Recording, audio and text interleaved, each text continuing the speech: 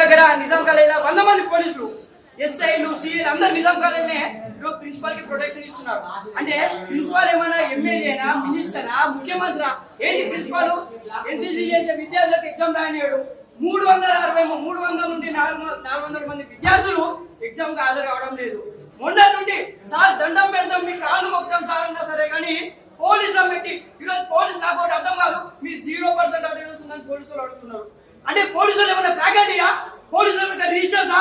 పోలీసులు ఏమైనా ప్రిన్సిపాలా? లేకపోతే ఓయి ఇక్కడ పోలీసులు ఏమైనా పెట్టేసిందా సపరేట్ గా? బీసీ ఏమైనా అలౌట్ చేసిందా? అది ఇంతమంది విద్యార్థులు గ్రామీణ ప్రాంతం నుండి వచ్చిన విద్యార్థులు అటెండెన్స్ మీరు క్లాస్ లోకి వచ్చినా ఇక్కడ ఒక అబ్బాయి క్లాస్ కి వచ్చినా సరే కానీ అబ్బాయికి అటెండెన్స్ చేయకుండా మీరు అబ్బాయిని ఆపడం జరిగింది. అంటే ఏంది ప్రిన్సిపాల్ మొండి వైఖరి ఏంది? బీజీ రిజిస్టర్ ఉస్మాన్ యూనివర్సిటీలో బీజీ రిజిస్టర్ ఇంతవరకు స్పందించరా? వీళ్ళు గ్రామీణ ప్రాంతంలో విద్యార్థులు కాదా? మన బిడ్డలు కాదా? పేద బిడ్డలు కాదా? వీళ్ళు వ్యవసాయ కుటుంబం నుండి వచ్చిన వీళ్ళు తల్లిదండ్రులు పుట్టిన బిడ్డలు కాదా? ఎందుకు సార్ దండం పెడతా కాళ్ళు మొక్తా అనే పరిస్థితి ఈ రాష్ట్రంలో తెలంగాణ రాష్ట్రంలో వచ్చింది.